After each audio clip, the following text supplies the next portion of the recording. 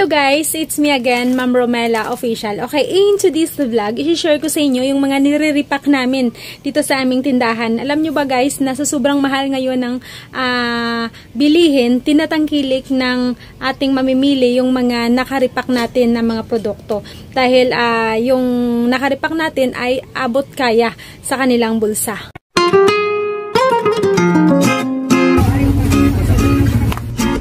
So, dito guys, no, nagre-repack kami ng ketchup.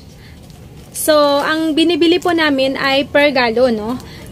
Mas malaki yung tutubuin mo pag per gallon ka. Alam nyo ba na ito madalas ang binibili dito sa amin kaysa naman kaysa sa bote, no. Ito kasi medyo, alam nyo naman, no, may kamahalan ang mga ganitong nasa bote. Kaya ito madalas ang nakarepack natin yung kanilang binibili. So, mas malaki talaga ang kita guys pag nagre-repack po tayo. Okay, next po natin guys itong margarine, no. So, alam nyo naman kung saan ginagamit itong margarine at talagang napakahalaga nito sa mga nagluluto, no. Dito, makakamura ka talaga. Kumpara mo dito sa mga ganitong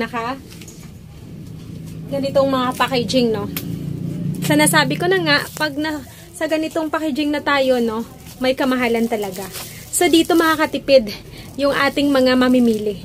Kaya, tayong mga tendera, no, or mga may-ari din ng tindahan, no, gumawa rin tayo ng mga paraan upang yung ating mga customer ay maging abot kaya sa kanilang bulsa, yung ating mga paninda. Kasi, kaya sila hindi nakakabili ng gusto nilang bilhin dahil nga like sa mall, no? Hindi naman nagbebenta ang mall ng mga nakatingi-tingi, no? So, per dozen sila or per nakalagay talaga sa ganito. Walang ganito sa mall.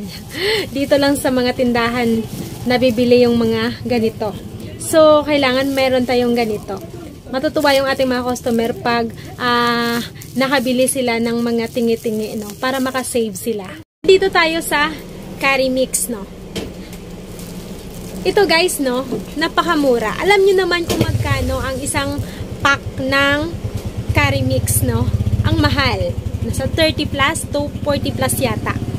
No, depende sa laki yata ng pack. Ganon. So, ito mabibili mo lang guys ng 10 piso. Kaya tuwang-tuwa yung ating mahilig sa mga chicken curry.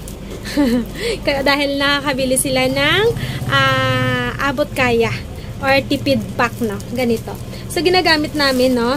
Nire-repack namin siya gamit ang plastic na yung mga plastic na mga Calypso.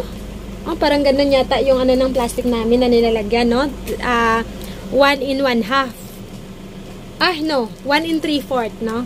Ang size ng plastic natin. Tapos, tinutusok natin, no? Dito sa pinaka, niya. Tapos, pag may bumili, hihilahin mo lang. Ganon.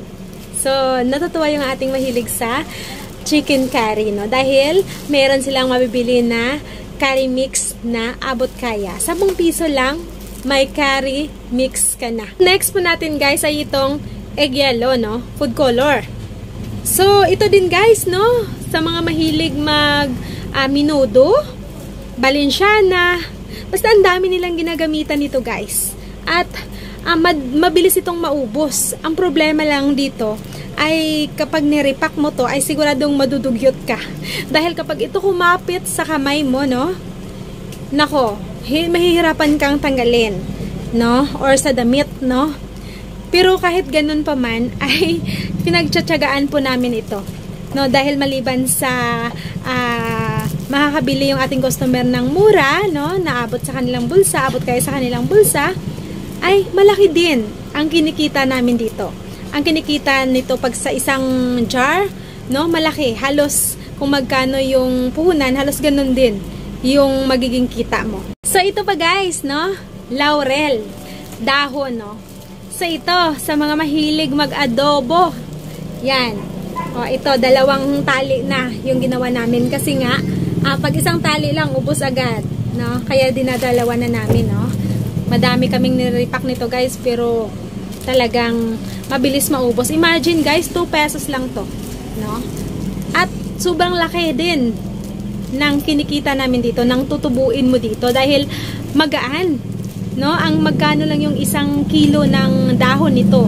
At ang 1 kilo, ang dami talaga ng 1 kilo dahil magaan nga, no? Puro lang ito dahon eh. So sobrang gaan ito sa timbang. Kaya malaki yung iyong tutubuin dito at matutuwa din si customer dahil makakabili siya ng murang repack ng dahon ng paminta. Ito pa guys, pang malakasan natin, no? Flour or harina.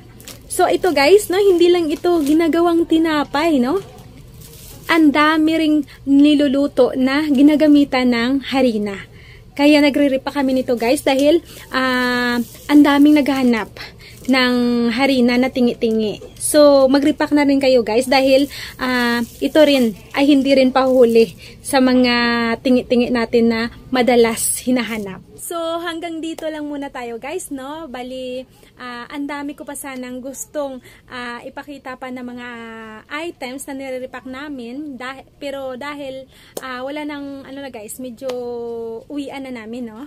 Kaya, hanggang dito lang muna tayo guys, no? At sa nagustuhan ng aking video, paki-like naman po.